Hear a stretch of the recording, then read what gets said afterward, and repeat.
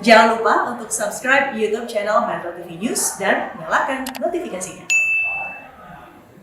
Pemirsa, dicopot dari kursi Wakil Ketua MPR Fadel Muhammad mengadu ke Bareskrim. Apakah pencopotan ini masuk ke ranah pidana dan apa alasan mayoritas anggota DPD menandatangani mosi tidak percaya dan menarik dukungan terhadap Fadel Muhammad dari kursi pimpinan MPR?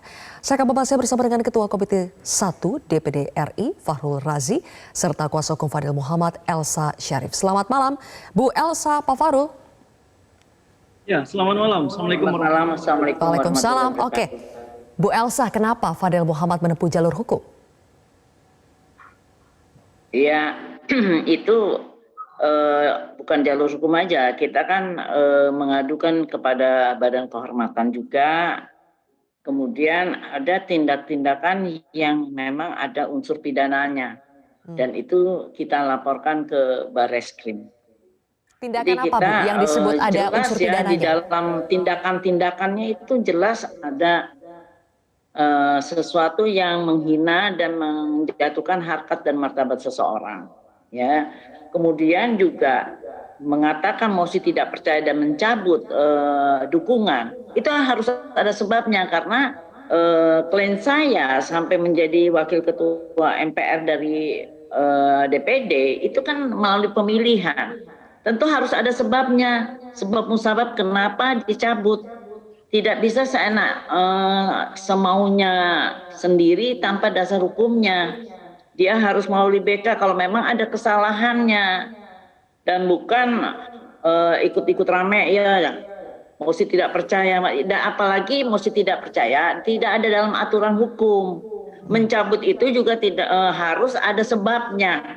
Kita di negara hukum loh, bukan semaunya aja, dan ini membuat instabilisasi dari negara karena ini lembaga tinggi negara dan tidak bisa digunakan untuk pribadi, tetapi untuk negara, dan hormati juga. Jangan sampai publik tidak respect kepada lembaga tinggi DPD RI ini. Oke.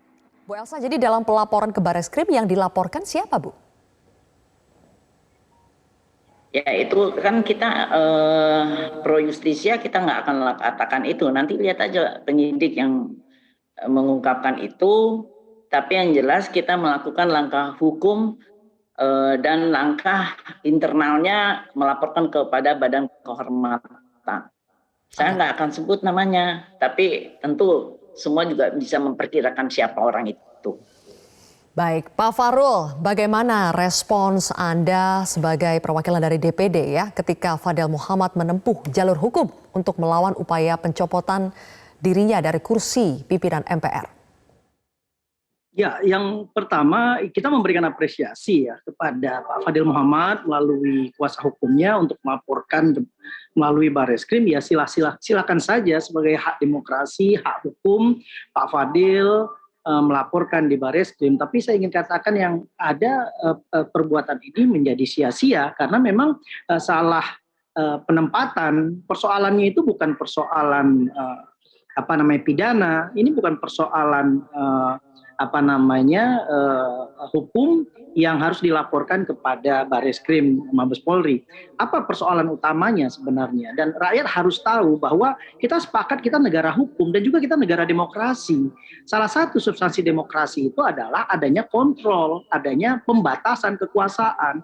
Jadi Pak Fadel Muhammad juga selama duduk sebagai wakil ketua MPR, beliau juga memiliki kontrol yang kuat dari anggotanya. Siapa anggota yang mengontrol beliau? Yaitu anggota DPD RI, 136 anggota yang berasal dari 34 provinsi, di mana setiap provinsi diwakili oleh 4 orang. Nah, persoalan ini sebenarnya Pak Fadil terlalu reaksioner ketika munculnya perubahan wakil ketua. Nah, sebenarnya beliau sudah tahu persoalan ini sudah lama. Ya, sudah muncul beberapa resistensi dari anggota DPD mempertanyakan kepada beliau. Nah, ketika beliau duduk sebagai wakil DPD di pimpinan MPR, yang pertama beliau pernah menandatangani kan perjanjian kesepakatan dengan DPD ada 8 poin yang harus beliau perjuangkan selama duduk sebagai wakil ketua MPR dari unsur DPD. Nah, kontrol inilah yang seharusnya beliau presentasikan, beliau sampaikan laporannya secara periodik sebagaimana diatur dalam Pak tatip Farul, jadi DPD masalah setiap utama, tahun. akar utamanya dari pencopotan Fadil Muhammad ini apa, Pak Farul? Ya, ini saya ingin jelaskan. Selanjutnya adalah ada 4 hal sebenarnya yang menjadi poin ya. Tadi Pak Lanyala sudah sampaikan melalui recording tadi bahwa persoalan ini adalah kita menarik dukungan. Menarik dukungan, persoalan adalah mandat politik yang diberikan kepada Fadil Muhammad. Sah-sah saja dalam organisasi manapun, dalam lembaga manapun, DPD hari ini memberikan mandat dan pada waktu yang berbeda akan menarik kembali mandatnya. Nah, penarikan dukungan terhadap Fadil Muhammad tentunya ada beberapa alasan. Yang pertama adalah saudara Fadil Muhammad itu menurut 91 orang yang menandatangani itu tidak pernah memperjuangkan penguatan kelembagaan DPD, di mana DPD selama ini berkoar-koar, berbicara di publik dan sebagainya, kemudian memperjuangkan presidensial threshold, berbicara tentang amandemen konstitusi di mana kita ingin kembali kepada Undang-Undang Dasar 45 yang asli, kemudian juga DPD berbicara tentang harkat martabat kerajaan Nusantara yang selama ini tidak diperhatikan oleh Republik ini, kemudian juga DPD berbicara terhadap persoalan-persoalan daerah, masalah mafia dan sebagainya, mafia tanah, persoalan hukum. Nah, ini yang kita minta kepada Fadil Muhammad untuk itu juga alasan responsif, utamanya ya Pak Farul ya. Oke, sebelum dilanjutkan lebih jauh lagi Pak Farul, saya minta tanggapannya dulu ke Ibu Elsa. Jadi alasan utamanya soal ada aspirasi dari anggota DPD yang tidak dipenuhi, dinilai tidak diperjuangkan oleh Pak Fadil. Bagaimana tanggapannya Bu Elsa? Iya, itu masalah itu kan harusnya dibicarakan dan dirapatkan, ada mekanismenya. Ini kan saya tahu sebabnya yang terselubung ini. Tetapi masalah pidana, Pak Farul kan belum tahu kenapa saya pidanakan. Saya pikir biar rakyat tahu yang nggak tahu. Terselubung gitu. Biar rakyat Ya, tahu. nggak perlu tahu, nanti akan muncul. Ya nanti mungkin tidak hal yang masalah yang terselubung yang dimaksud apa itu? Bukan isu yang menarik sebenarnya. Karena ini mekanisme dalam lembaga dan kita sudah ganti, ya silakan. Kenapa harus melapor? Kenapa harus tidak terima? Ini Ya, oke, Pak Farul, tahan dulu, giliran Ibu Elsa, silakan ditanggapi Bu. Tidak polite. Tidak ada perbuatan yang tidak polite. Yang mana itu ada tindak pidananya. Bukan soal hal yang caranya mencabut segala rupa, itu bukan urusan pidana, urusan pidana. Jadi nggak usah protes jika saya melaporkan pidana. Pak Fadil itu kan bilangnya haknya Pak Fadil. Ya udah, Anda kan tidak tahu apa yang kita laporkan. Nah, diterima nggak Bu laporannya Bu? Apa? Laporannya diterima nggak sama Barreskrim? Ya pas, nah itu kan urusan kita. Harus tahu hari ini Bu diterima Elsa, atau tadi tidak. Pak Farul bilang sepertinya salah kamar kalau melapor ke Barreskrim. Memangnya ada tindak pidananya? Itu yang menjadi catatan. Kita ada badan kehormatan, kita ada lembaga. Badan kehormatan sudah kita ajukan. Kalau pidana kenapa risau? Ya udah tenang-tenang aja kalau bilang nggak ada urusan. Kita dengan senang hati sebenarnya merespon ini. Ya udah, nggak apa-apa. Sayanglah Pak Fadil ya sebagai negarawan kalau misalkan nggak usah karena itu harga Tadi Bu diri itu Elsa mahal, mengatakan Pak. kalau memang ada persoalan, apakah sudah melewati mekanisme untuk membicarakan ini secara baik-baik sebelum akhirnya menandatangani mosi tidak percaya? Sudah dibicarakan. Justru udah langsung tidak diterima. Jadi kita bukan begitu-begitu saja, tetapi ada mekanismenya dibicarakan tetapi memang tidak berhasil. Dan jawaban Pak Farul apa, juga Pak? nasihatkan untuk bicarakan.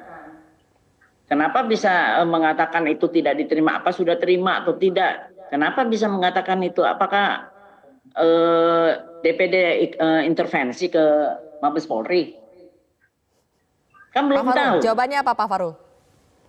Iya, ini kan check and balance ya. Anggota wajar memberikan mandat politik kepada Pak Fadil Muhammad dan mandat politik tentunya ada pertanggungjawaban. Coba dicek pasal 138 ayat 1. laporan itu periodik per tahun. Artinya apa? DPD melalui Tatip memberikan mekanisme kepada Pak Fadil Muhammad untuk memberikan laporan kepada DPD. Kita ingin tahu apa yang dilakukan, sejauh mana, bagaimana perkembangan aspirasi daerah yang kita tampung dan kita perjuangkan di MPR sudah sejauh mana, dan bagaimana nasib 21 anggota kelompok ya DPD yang terwakilkan di MPR yang selama ini berada di dalam lingkarannya Pak Fadil. Nah ini yang kita lihat, ternyata ada miskomunikasi kok. Pak Fadil bergerak sendiri, kita juga selama ini bergerak sendiri. Ketika teman-teman hari ini sudah menandatangani 91 orang, ini kan fase proses waktunya itu kan lama sekali, ini kan tahun ketiga. Lah, tahun pertama Pak Fadil tidak memberikan laporan kinerja. Lah, tahun kedua tidak, alasannya pandemi. Loh, bukannya di paripurna kita setiap tahun ada laporan paripurna, ada pelaksanaan paripurna. Nah, kenapa media pertanggungjawaban ini tidak dilakukan? Komunikasi politik yang dibangun oleh Pak Fadil, harusnya Pak Fadil memberikan laporan, kemudian membangun komunikasi melalui alat kelengkapan. Bukannya Pak Fadil juga sebagai anggota alat kelengkapan, baik di komite maupun alat kelengkapan yang lain. Mekanismenya ada. Silakan beliau menyampaikan persoalan dan sebagainya. Yang terjadi, ditahan dulu, Pak Farul. Kenapa penanganan 91 orang ini terjadi? Karena miskomunikasi. Komunikasi dengan Pak Fadil sulit sekali. Itu persoalannya. Bu Elsa, jadi ada ketidakpuasan dari anggota DPD, tapi apakah ini yang menjadi dasar dari tim Fadil Muhammad melapor ke Bareskrim? Pertanggungjawaban pekerjaannya. Tapi kan masalahnya sudah terlalu ruwet ya. Nah, karena itu kita melalui pertama mediasi, kemudian kita sudah melakukan laporan ke BK. Dapat tidak ada respon, tapi ada tindakan-tindakan yang memang ada unsur pidananya. Itu. Ya, setelah kaget juga. Bu Elsa, sebetulnya tujuan dari pelaporan ini apakah memang untuk memproses tindak pidananya atau untuk membatalkan pencopotan Fadil Muhammad? Bu Elsa, bisa dengar pertanyaan saya? Boleh ditahan dulu, Bu Elsa, terakhir. Sebetulnya goal dari pelaporan ini apa? Untuk mencari tindak pidana atau untuk membatalkan pencopotan Fadil Muhammad? Kita apakah bisa membatalkan atau tidak itu wallahu alam, tetapi tindakan-tindakan yang ada unsur pidananya jelas itu proses karena menyangkut soal harga diri klien saya. Gitu. Jadi dan Anda sampai sekarang belum mau mengungkap ya sebetulnya tindak pidana yang dilaporkan itu apa? Ya, karena kita kan masih diskusi dengan Bareskrim, karena itu seaneh Pak Farul Rozi yang terhormat kok bisa bilang nggak diterima. Itu yang saya itu. Kalau di Bareskrim itu tidak langsung bisa bikin LP, diskusi beberapa pasal apa yang cocok. Itu take time, Pak. Ya, baik. Terakhir, Bu Elsa, Pak Farul ditahan dulu terakhir ya, untuk Pak Farul saya berikan kesempatan. Jadi ya biarkanlah proses hukumnya berproses. Tadi kan Pak Farul juga mempersilahkan ya. Tapi yang ingin saya highlight adalah kan terjadi lagi nih kisruh di DPD. Di tengah kekisruhan ini bahkan Formapi menilai DPD itu sebagai lembaga yang sia-sia karena tidak punya kewenangan mengesahkan undang-undang. Kisruh pula. Jadi bagaimana Anda mempertanggungjawabkan kekisruhan ini kepada masyarakat yang sudah memilih anggota DPD? Iya, sebenarnya tidak ada yang kisruh. Ini kan proses demokrasi untuk melakukan rotasi pimpinan MPR. Hanya saja Pak Fadil tidak terima kekisruhan yang seperti apa gitu. Kemudian melaporkan ke Bareskrim, silakan. Kita ingin katakan ya, kita sayang sama Pak Fadil. Sebagai negarawan, beliau harus tunjukkan kepada rakyat Indonesia beliau seorang negarawan. Nah, beliau juga mengeluarkan statement-statement yang pada akhirnya kita anggap sebagai pencemaran nama baik. Ketika di paripurna beliau katakan bagaimana Pak Lanyala memberikan uang dan sebagainya, meminta tanggal 16 Agustus kemarin untuk boikot. Ini kan pembohongan publik, ini kan fitnah.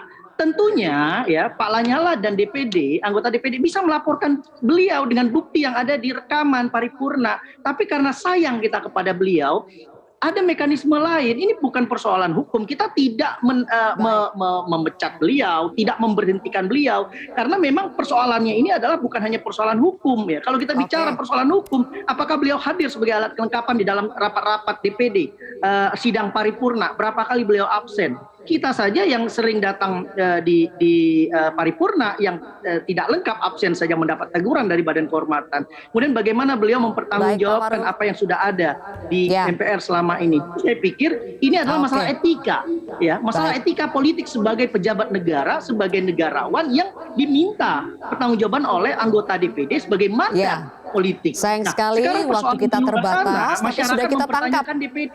Sudah kita tangkap Persoalan informasi itu, yang dimaksud oleh gimana Pak kita Farul dan juga Bu Elsa. Nanti kita akan lihat ya kelanjutannya seperti apa. Terima kasih sudah hadir bersama kami Ibu Elsa Syarif dan juga Pak Farul Razi di Prime Time News hari ini.